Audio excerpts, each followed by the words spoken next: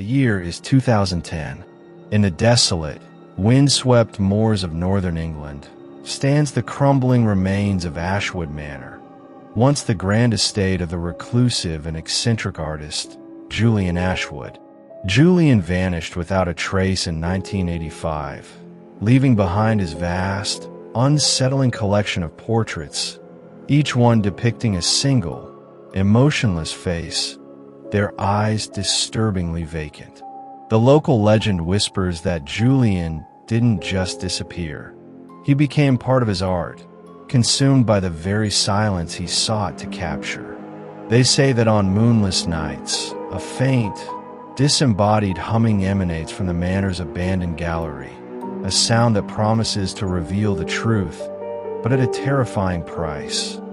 Those who listen too long, or gaze too deeply into the portraits, find their own faces slowly emptying, their minds becoming as blank as the canvases Julian left unfinished. Our story begins with Clara Vance, a pragmatic art historian in her late 20s, known for debunking supernatural claims in art. Clara isn't seeking ghosts. She's on the trail of a lost masterpiece, Julian Ashwood's final, unfinished portrait, rumored to hold a unique artistic technique that could revolutionize the art world. Her colleague, Marcus Thorne, a skeptical but ambitious art dealer, initially dismisses her findings as romanticism, but even he's disturbed by the increasing reports of visitors to Ashwood Manor experiencing sudden, profound aphasia, the inability to speak or comprehend language, after spending time in the gallery. Marcus's last communication to Clara, a frantic, garbled voicemail before he vanished entirely 2 days ago while attempting to retrieve the rumored portrait, was filled with static and a terrified, whispered phrase. The silence. It's not just empty. It's absorbing. Something is taking the words. Clara arrives in the nearest village, Blackfen, a place shrouded in perpetual mist and quiet dread. The few inhabitants are wary and strangely subdued, their conversations punctuated by unsettling pauses. The local pub owner, Old Man Hemlock, a man whose eyes reflect a lifetime of grim observation, watches Clara with a knowing gaze. That place, Ashwood, it doesn't just hold silence, lass. It weaves it. Your friend, he tried to speak its secrets. And the silence, it doesn't just quiet. It claims the voice. The legend of Julian Ashwood speaks of his obsession with capturing the essence of stillness in his art. He believed that true silence held a profound, almost spiritual power. He began to paint portraits of his subjects not as vibrant individuals, but as vessels for this stillness, slowly draining them of their expressions, their emotions, their very voices, which he believed he could then transfer into his canvases. The aphasia was not a side effect. It was the intended outcome, the mark of his masterpiece. The manor wasn't just abandoned. It was a gallery of stolen voices.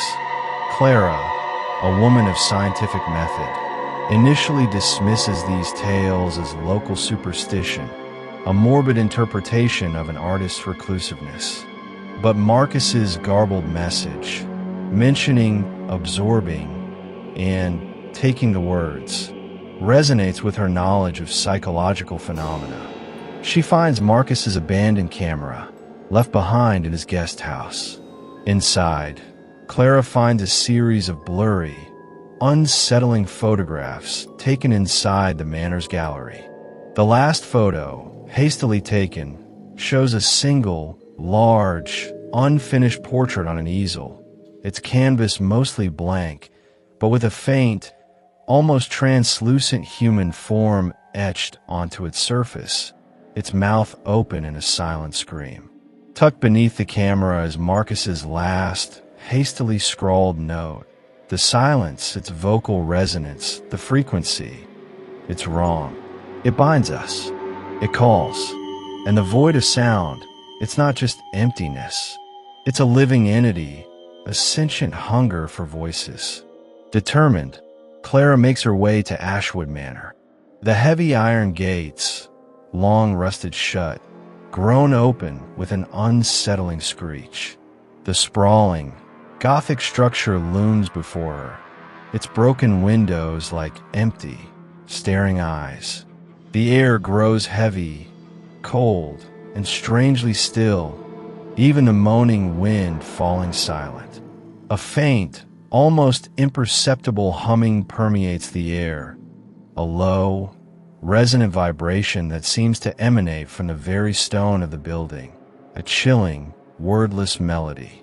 As Clara steps through the shattered main doors, the cold intensifies, and the whispers begin. Faint at first, then growing louder, the disembodied voices swirl around her. Fragmented pleas, desperate cries for my name, chilling, silent laughter, and repeated, monotonous phrases like lost, gone, forgotten, stolen. The void hungers for another sound. They are the spectral echoes of Ashwood's former subjects, trapped in an endless loop of their final, stolen words, orchestrated by the faint, sinister humming. Then, the whispers coalesce, focusing on a single, clear, terrifying sound.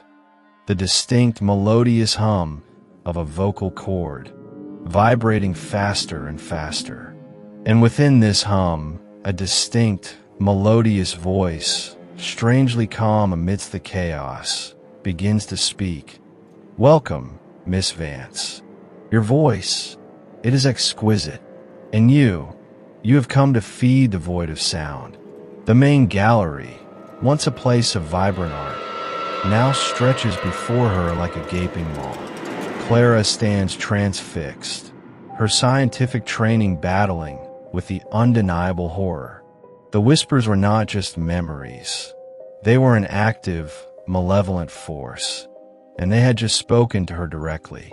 The search for Marcus had just dragged Clara Vance into the terrifying, living nightmare of Ashwood Manor, a place where the void of sound wasn't just an absence, but a conscious, hungry entity. And she knew, with chilling certainty, that her voice was its next meal. The chilling, disembodied voice from Ashwood Manor sent a cold dread through Clara. Welcome, Miss Vance. Your voice, it is exquisite. And you have come to feed the void of sound. Her scientific mind reeled, struggling to reconcile the impossible with the undeniable. The whispers were not mere echoes. They were an intelligent, malevolent presence, orchestrated by the pervasive humming of a hidden source. To find Marcus, Clara had to understand the true nature of this void of sound and the insidious vocal resonance that fueled it. Clara retreated slightly, her hand on the cold, damp stone of the wall. The pervasive humming deepened, wrapping around her like a suffocating shroud. She remembered Marcus's note about the void's vocal resonance and the frequency that bound them. This wasn't just a haunting. It was a deliberate, controlled sonic trap. She pulled out Marcus's research notes. Marcus had been meticulously tracking unusual psychoacoustic anomalies in the Blackfin area, spikes that coincided with the mass aphasia. He theorized that Ashwood Manor, built on a unique geological nexus and imbued with Julian Ashwood's dark intent, somehow acted as a vocal accumulator, drawing in and amplifying not just sound, but the very essence of human expression. Julian, he suspected, had stumbled upon, or perhaps intentionally cultivated, a method to harness this. Marcus's notes also contained crude diagrams of a sonic siphon, a device he believed Julian had utilized. It was a complex array of resonating chambers and crystalline structures, designed to generate a specific frequency. Marcus speculated that this device amplified and broadcasted the humming throughout the manor, and perhaps even beyond. Clara began to explore the manor, guided by the intensifying humming and the chilling whispers. The building was a labyrinth of decaying corridors, stripped rooms, and empty, dust-laden studios. Each step echoed ominously in the oppressive silence, punctuated by the spectral pleas for my name and fragments of silent laughter. The air grew colder, and a faint, metallic scent, like ozone and old rust, permeated the atmosphere. As she entered what appeared to be Julian Ashwood's main studio, the humming swelled, almost deafening. The whispers grew clearer, forming disjointed phrases. "Speak with me." "Inside. They want me to give more." The frequency makes it stop, makes it better. The voice, it pulls. These were the echoes of Julian's former subjects, trapped in their final moments of coerced silence. She found Julian Ashwood's hidden workshop, surprisingly untouched amidst the decay. On his workbench, under a thick layer of dust, was a stack of his personal journals, bound in brittle leather. These weren't mundane notes. They were Julian's private thoughts, his descent into obsession with capturing the ultimate stillness.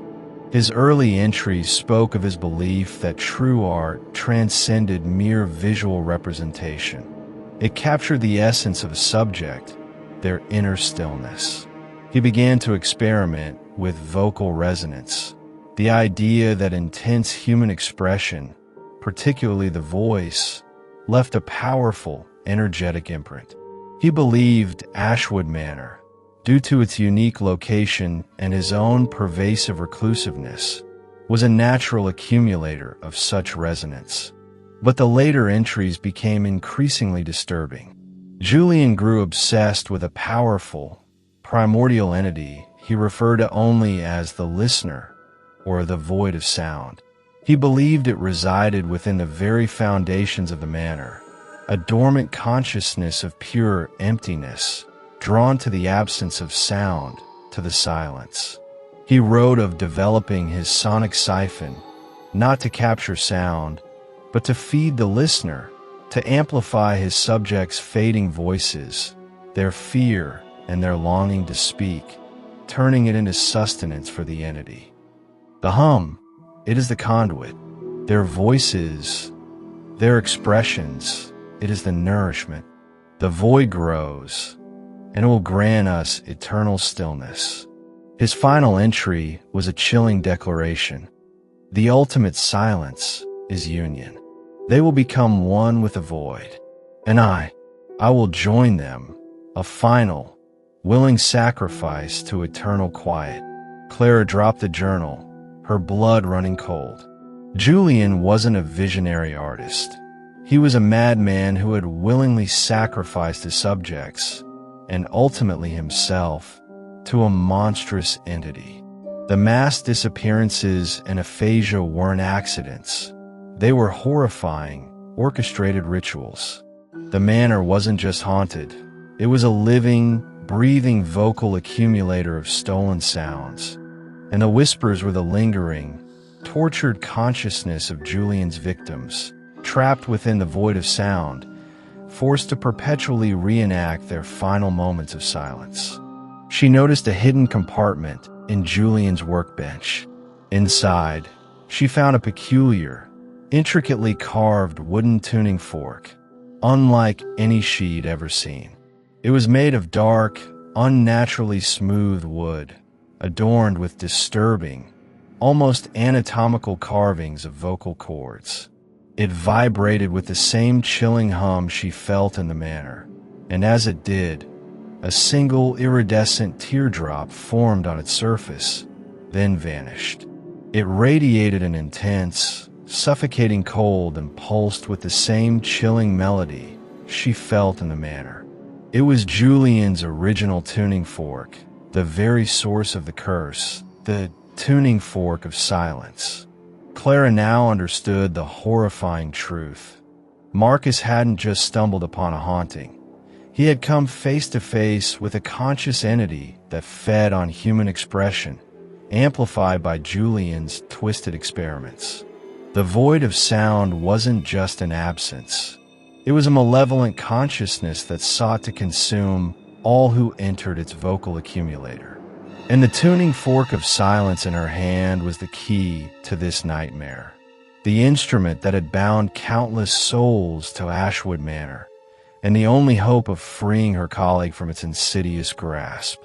The terrifying revelation in Julian Ashwood's journal that he had intentionally created a vocal accumulator of stolen sounds to feed the void of sound using his subject's expressions and the tuning fork of silence, left Clara reeling.